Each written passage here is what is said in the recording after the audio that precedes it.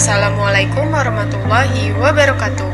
Perkenalkan, kami dari kelompok 9, kelas 12 IPA 2. Saya Sri Nalia Mutia Wardah dan kedua teman saya, Gita Maulida dan Nisa Ashitia. Di video kali ini, kami akan membahas pengaruh kemajuan iptek terhadap Negara Kesatuan Republik Indonesia. Sebelum kita membahas lebih lanjut, kita harus mengetahui dulu definisi dari iptek.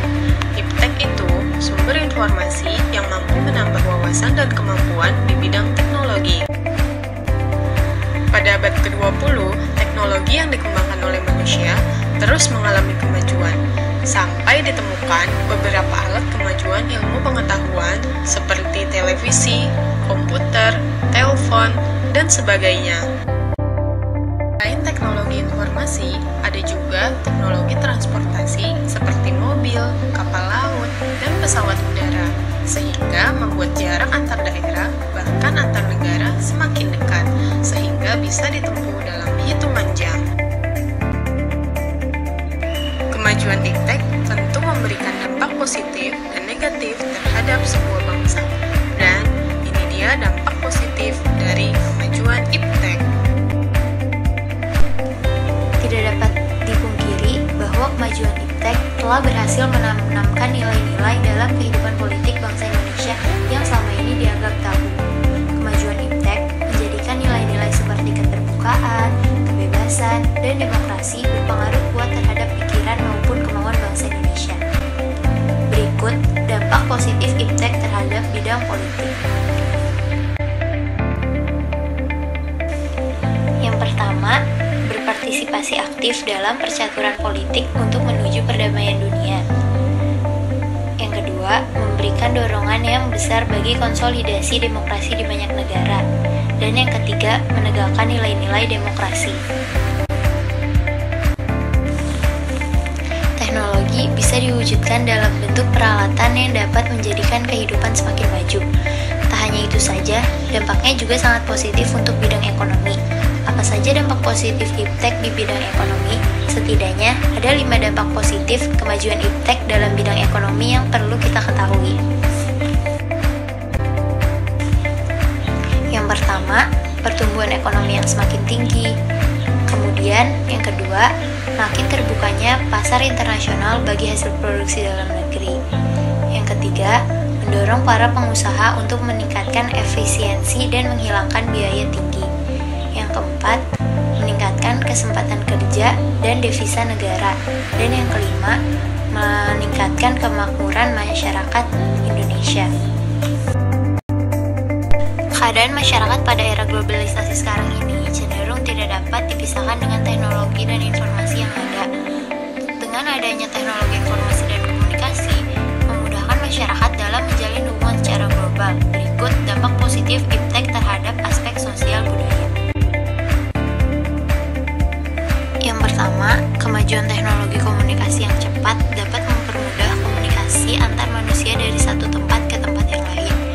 Yang kedua, informasi yang ada di masyarakat dapat langsung dipublikasi dan diterima oleh masyarakat. Dan yang ketiga, adanya share budaya antar daerah.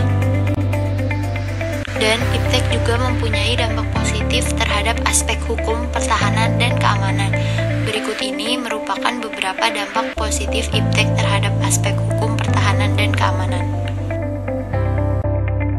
Yang pertama, makin menguatnya supremasi hukum, demokratisasi, dan tuntutan terhadap dilaksanakannya hak asasi manusia. Yang kedua, menguatnya regulasi hukum dan pembuatan peraturan perundang-undangan yang memihak dan bermanfaat untuk kepentingan rakyat banyak. Yang ketiga, makin menguatnya tuntutan terhadap tugas-tugas penegak hukum seperti polisi, jaksa, dan hukum yang lebih profesional, transparan, dan dapat dipertanggungjawabkan.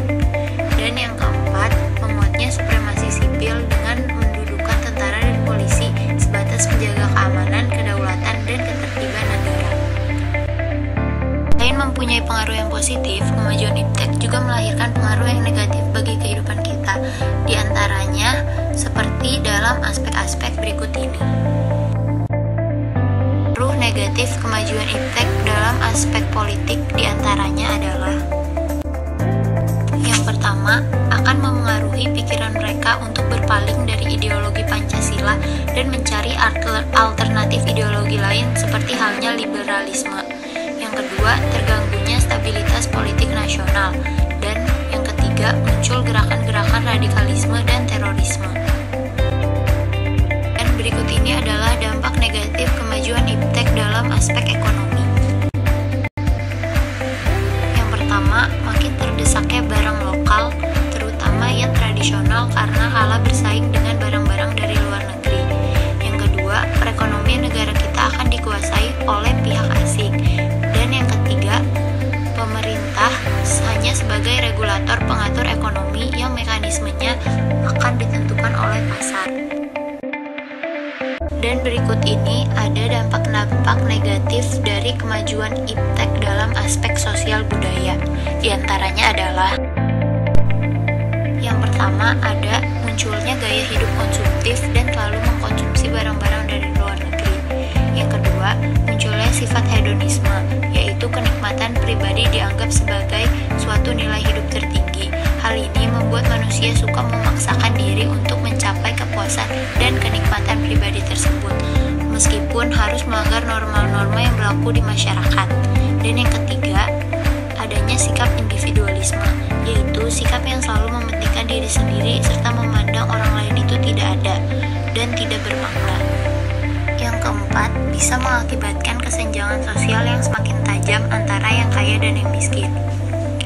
Yang kelima, munculnya gejala westernisasi, yaitu gaya hidup yang selalu berorientasi kepada budaya barat tanpa diseleksi terlebih dahulu, seperti meniru model pakaian yang biasa dipakai oleh orang-orang barat.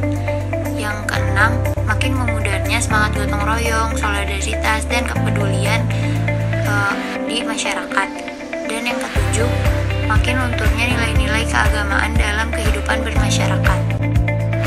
Dampak negatif yang timbul dari kemajuan iptek dalam aspek hukum, pertahanan, dan keamanan diantaranya adalah menimbulkan tindakan anarkis dari masyarakat yang dapat mengganggu stabilitas nasional, ketahanan nasional, bahkan persatuan dan kesatuan bangsa. Selain itu, peran masyarakat dalam menjaga keamanan, ketertiban, dan kedaulatan semakin berkurang. Iptek hidup manusia akan dipermudah agar tidak menimbulkan permasalahan dan dampak negatif. Manusia perlu memiliki sikap yang pertama, sikap tanggung jawab. Dalam mengembangkan dan penerapan iptek, bangsa Indonesia perlu mengingat landasan idealnya, yaitu Pancasila, dan landasan konstitusionalnya, yaitu UUD NKRI tahun 1945. Dalam amanat UUD tahun 1945, jelas bahwa pengembangan dan pemanfaatan iptek untuk meningkatkan kecerdasan dan kesejahteraan rakyat secara lahir maupun batin. Itu semua harus mempertimbangkan kondisi lingkungan dan keadaan sosial masyarakat. Ini artinya pengembangan dan pemanfaatan iptek di Indonesia tidak bebas nilai, tetapi harus mempertimbangkan lingkungan dan nilai-nilai sosial kemasyarakatan dan keagamaan yang ada di Indonesia. Selain sikap tanggung jawab, sikap yang harus kita miliki yaitu sikap selektif. Tidak ada satupun negara bangsa di dunia ini yang bisa terlepas dari pengaruh kemajuan iptek. Meskipun negara tersebut dikenal sebagai negara adidaya atau negara maju, tetapi tidak bisa melepaskan diri dari kemajuan iptek. Akan tetapi, Indonesia sebagai bangsa yang besar harus mempunyai sikap yang tegas terhadap kemajuan iptek ini. Ada 3 alternatif yang bisa diambil oleh bangsa kita dalam menghadapi kemajuan iptek.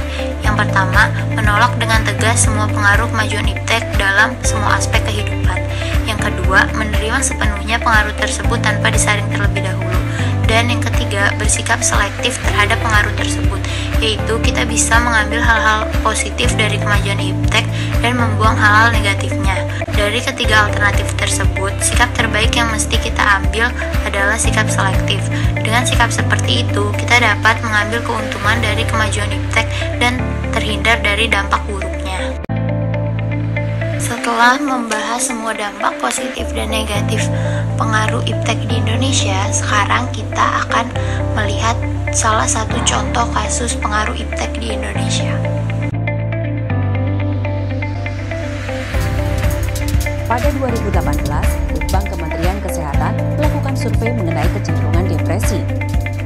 Hasil survei ini menyebut rata-rata 6,1% atau sekitar 43.000 responden dari 706.689 responden usia 15 tahun ke atas mengalami depresi.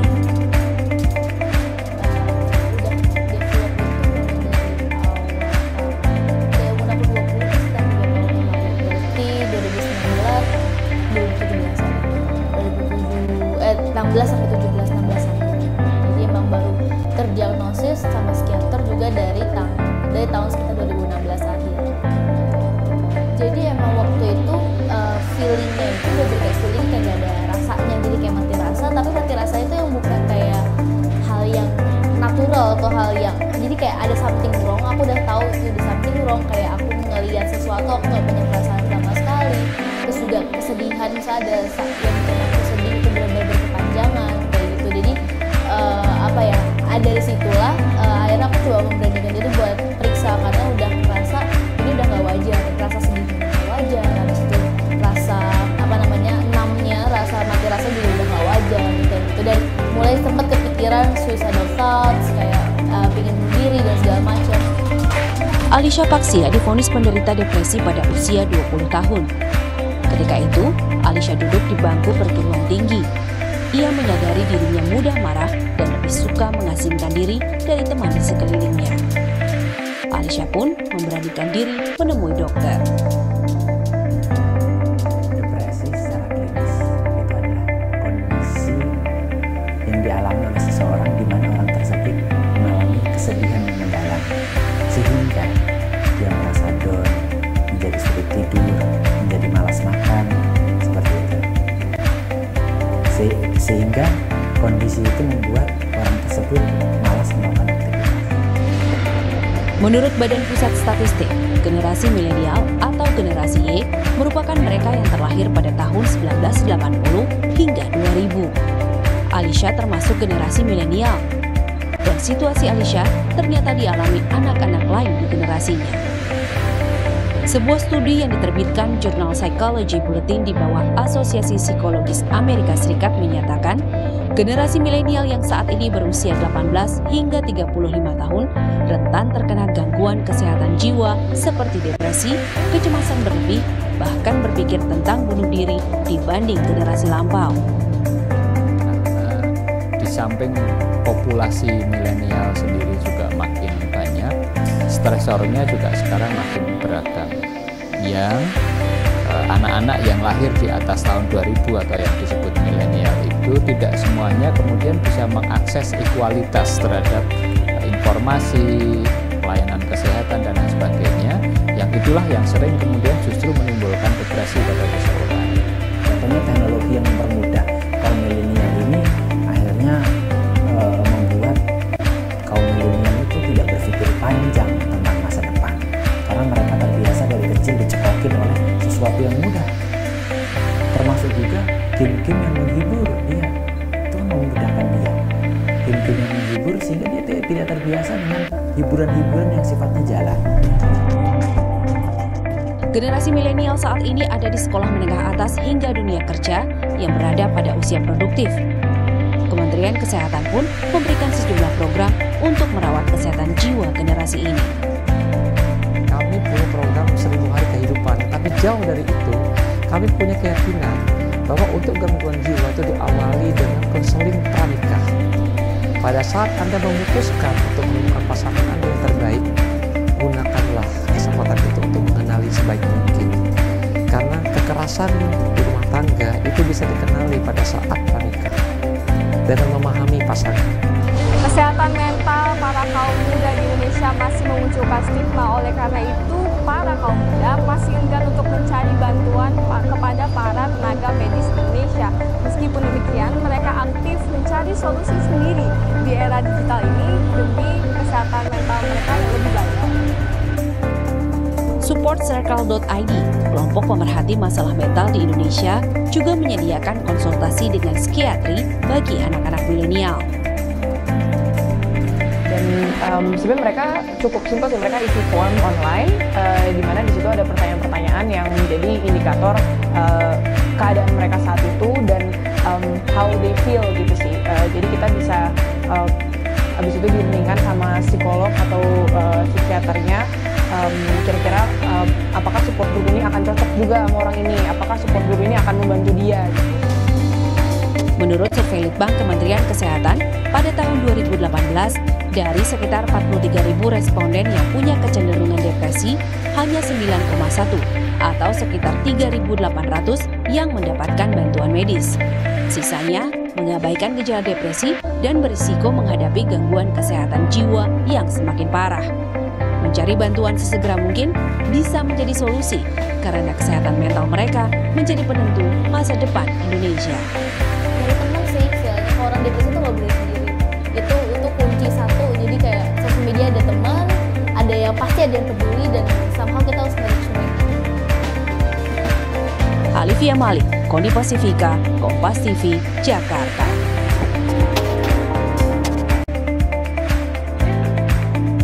Sekian penjelasan dari kelompok kami, kurang lebih